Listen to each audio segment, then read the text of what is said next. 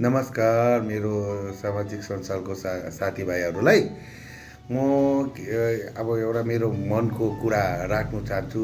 किनभनेपछि नि म पनि सानोदेखि यसरी अब यस्तो सेवा गरेर आएकोले गर्दाखेरि मलाई पार्टीले पनि यस्तै सोसल विङको के अरे अब जेनरल सेक्रेटरी बनाएर राख्दाखेरि मलाई धेरै खुसी लाग्यो। सिएम साहबको प्रति मलाई धन्यवाद पनि गर्छु, किनभने उहाँले यस्तोमा सेवा गर्ने के अरे मौकामा लगाउनु भयो त्यो पेजमा हो।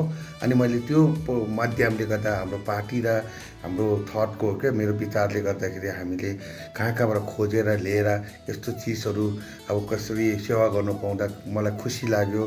कसैको कान नसुन्ने, कसैको खुट्टा नभएकोलाई खुट्टा खोजेर लगाइदिनु, कसैलाई के अरे चेयर दिनु, कसैलाई हिँड्नु नसक्नेलाई सहारा दिनु, लट्ठीहरू दिनु, त्यस्तो पायो। मलाई धेरै खुसी लाग्छ यस्तो दिँदाखेरि हो। अब गर्नु पाउँदा मैले त मेरो बोजीबाट त दिएको होइन, तर हामीले खोजेर लिएर अब यो पार्टी हुनुले गर्दाखेरि मलाई एउटा जेनरल सेक्रेटरी सोसल विङको हुनुले गर्दा त्यो मौका पाएर यसरी गाउँ गएर यसरी दिनु पाउँदाखेरि बिमारीहरूलाई हेर्नु पाउँदा मलाई साह्रै खुसी। हामीले अब धर्म भन्छ, स्वर्ग नर्क खोज्छ, सेवा गऱ्यो भने यही हो हाम्रो स्वर्ग नर्क।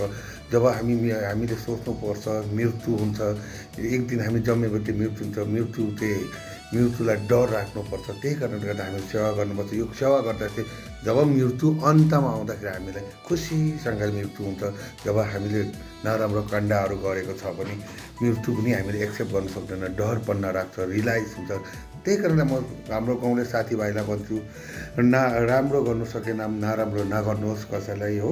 यसरी हामीसँग जोडेर सोसल विङमा खोजेर लिएर कहाँबाट के पाउँछ त्यो सबै लिएर दिनु सक्यो भने उहाँ हेर्नुहोस् त यो बाजे बोजू दाजुहरूको अनुहारमा मुस्कान आएको छ, जुन चाहिँ खुसी आएको छ, त्यो खुसीले आफूलाई आज निन्द्रा राम्रो पाउँछ होइन। आफूलाई सोच्दाखेरि मैले राम्रो काम गरेछ भन्ने त्यस्तो विचार लाग्छ होइन। अब मलाई चाहिँ त्यस्तो लाग्छ। म अब एज अ सोसल विङको जेनरल सेक्रेटरी भएको गर्दा हाम्रो सोसल विङको टिमै सबै राम्रो छ होइन।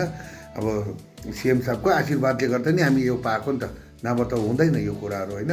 सबै कुरा अब यसरी मुस्कान ल्याउनु सक्दाखेरि चाहिँ मलाई त अब के भन्नु, मलाई पनि खुसी लाग्छ। यो राम्रो अब भिडियो पनि राम्रो के अरे अब यो हेर्नुहोस् है तपाईँहरू भिडियोमा एउटालाई मुस्कान खुसी उहाँहरूको खुसी चाहिँ दिनु सक्यो। मैले एउटा केही दिन सकेन, खुसी दिन पाउँदा मलाई खुसी लाग्छ।